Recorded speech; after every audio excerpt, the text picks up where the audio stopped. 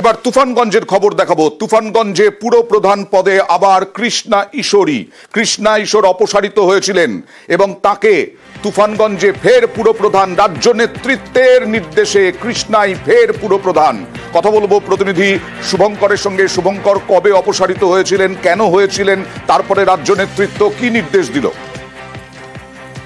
দেখো, একেবারেই গতকাল তুফানগঞ্জ পুরসভার 10 কাউন্সিলর তৃণমূলের চেয়ারপারসন কৃষ্ণা ঈশ্বরের বিরুদ্ধে অনাস্থান এবং ভোটাভুটিতে কৃষ্ণা ঈশ্বরকে অপসারণ করে। এরপরে গোটা এই ঘটনায় সরকার পড়ে যায় তৃণমূলের অন্দরে এবং রাজ্য নেতৃত্বের নির্দেশে গতকালই তুফানগঞ্জে ছুটে যান কোচবিহার জেলা তৃণমূল সভাপতি অভিজিৎ দে ভৌমিক।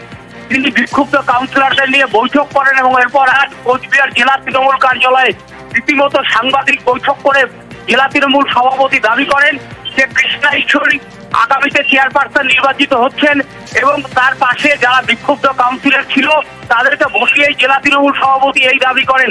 তার যেটা বক্তব্য, নিজেদের মধ্যে কিছু ভুল বোঝাবুঝি ছিল, সেই ভুল বোঝাবুঝি কি অভিযোগ ছিল তাদের কৃষ্ণার বিরুদ্ধে?